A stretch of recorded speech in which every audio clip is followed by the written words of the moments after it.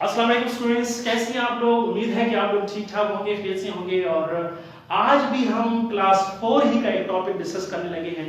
और उसकी बुनियादी वजह यह है कि ये जो टॉपिक है क्लास 4 की, जो मजीद जो पिछली जो टॉपिक्स थे उनसे बहुत ज़्यादा रिलेटेड था, तो इसलिए हमने सोचा कि वो ना पहले क्लास 4 के जो टॉपिक्स हैं उनको हम वाइंड अप करें, फिर उसके बाद हम अगली क्लासेस की तरफ बढ़ेंगे। तो आज का जो टॉपिक है उसका जो यूज है वो बहुत ज्यादा वर्ल्ड वाइड है, यानी वो पूरी दुनिया में उसका इस्तेमाल है, इसलिए इसको समझना इंतहाई जरूरी है। इसके अलावा आपकी जो कोर्स की बुक है उसमें भी ये टॉपिक है, तो इसलिए इसको समझना, इसकी प्रैक्टिस करना आपके लिए बहुत ज्यादा जरूरी है।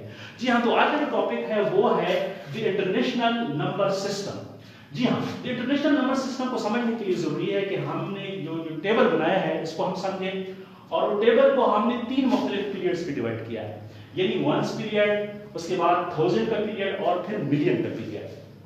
फिर मजीद इन पीरियड्स को हमने मजीद 3 प्लेसेस पे मजीद डिवाइड किया है, यानी वंस का जो पीरियड है वो भी 3 प्लेसेस पे डिवाइड है, फिर 1000 का पीरियड भी 3 प्लेसेस पे डिवाइड है, और इसी तरह मिलियन का पीरियड भी 3 प्लेसेस पे डिवाइड है। यहाँ पे ये बात समझना इंतहाई जरूरी है कि पाकिस्तानी प्लेस वैल्यू में और इंटरनेशनल प्लेस वैल्यू में क्या जो बुनियादी फर्क है वो क्या है। तो बुनियादी फर्क यह है कि पाकिस्तानी प्लेस वैल्यू में हम पहले पीरियड के बाद जो आगे 2 पीरियड्स होते थे उनको हम दो प्लेसेस में डिवाइड करते थे, यानी पहले पीरियड तो हम 3 प्लेसेस में डिवाइड कर लेते थे पाकिस्तानी प्लेस वैल्यू में भी, लेकिन अगले जो पीरियड होते थे उनको हम दो प्लेसेस में डिवाइड करते थे।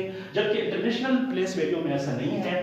पहला पीरियड जो है वंस का पीरियड वो तो 3 प्लेसेस में डिवाइड है, लेकिन अगले जो पीरियड है वो भी 3 प्लेसेस पे डिवाइड है। तो ये एक बहुत बुनियादी फर्क है पाकिस्तानी प्लेस वैल्यूज में और इंटरनेशनल नंबर सिस्टम में।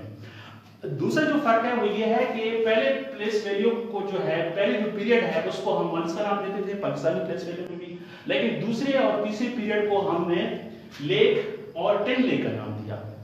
जबकि यहाँ पे हम लेक और 10 लेक की जगह 1000 और मिलियन का नाम हम देंगे। इंटरनेशनल प्लेस वैल्यू में हम 1000 और मिलियन का नाम देंगे। तो इस बात को समझना इंतहाई जरूरी है, क्योंकि इसमें अक्सर बच्चे कंफ्यूज हो जाते हैं कि जब हम पाकिस्तानी प्लेस वैल्यू में नंबर लिखते हैं फिर इंटरनेशनल प्लेस वैल्यू में लिखते हैं तो हम कंफ्यूज हो जाते हैं। उसकी वजह यही है कि हम इन चीजों के इस फर्क को समझ नहीं रहे होते, तो इस फर्क को समझना इंतहाई जरूरी है।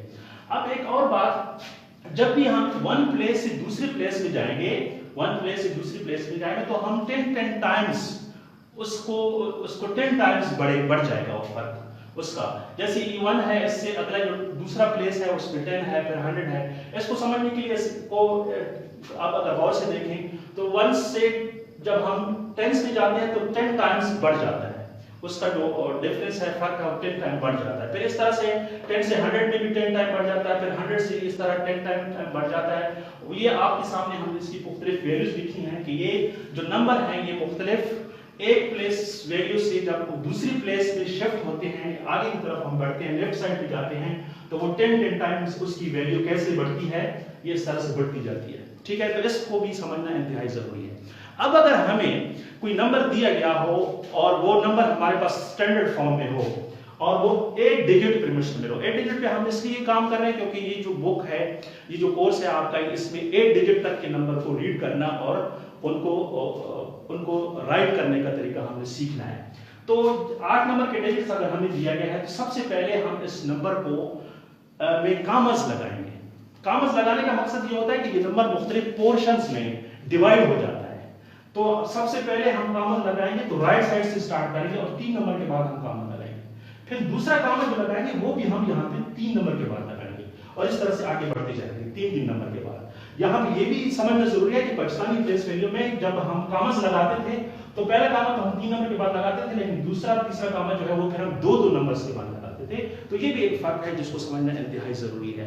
अब अगर हम इस नंबर को समझ रीड करना चाहें तो इसके लिए हम इस टेबल की अगर हेल्प लें और इस नंबर को प्लॉट करें टेबल पे 0 4 2 4 1 5 3 1, हमने इस नंबर को इस टेबल पे प्लॉट किया। बाद में आपकी इतनी ज्यादा प्रैक्टिस होती जाएगी कि आपको इस टेबल की जरूरत नहीं पड़ेगी और आप खुद से इन नंबर को रीड करना और राइट करना सीख जाएंगे। लेकिन उसके लिए जरूरी है कि आपकी बुक में, आपकी एक्सरसाइज में जो क्वेश्चन दिए गए हैं उनको आप जरूर करें।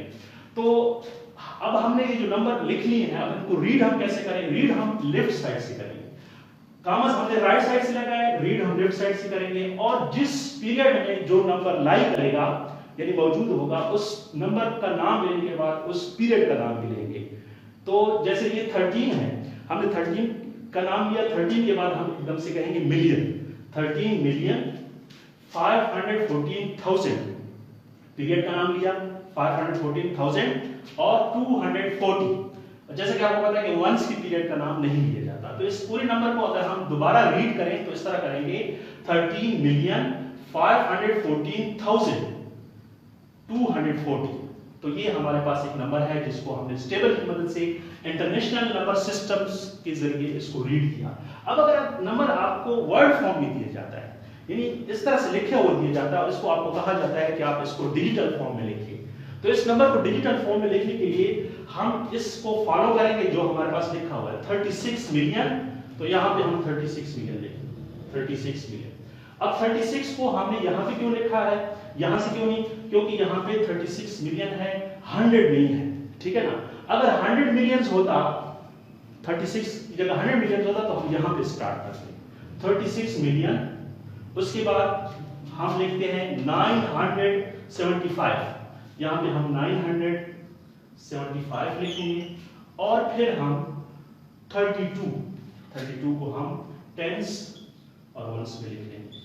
यहाँ पे 100 नहीं है तो 100 क्योंकि 0 है तो हम 100 की जगह पे 0 लिख लिया, तो ये हमारे पास हो गया 36,975,032। तो ये इसका तरीका है। तो स्टूडेंट्स, इंटरनेशनल नंबर सिस्टम को हमने समझा। अब जरूरी है कि इस पे आप मजीद प्रैक्टिस करें, और आज का ये लेक्चर आपको कैसा लगा इस पे जरूर फीडबैक दीजिएगा। इंशाल्लाह बहुत जल्द अगले लेक्चर में मिलते हैं, तब तक अपना बहुत ज़्यादा ख्याल रखिएगा। अल्लाह हाफिज़, गुड बाय।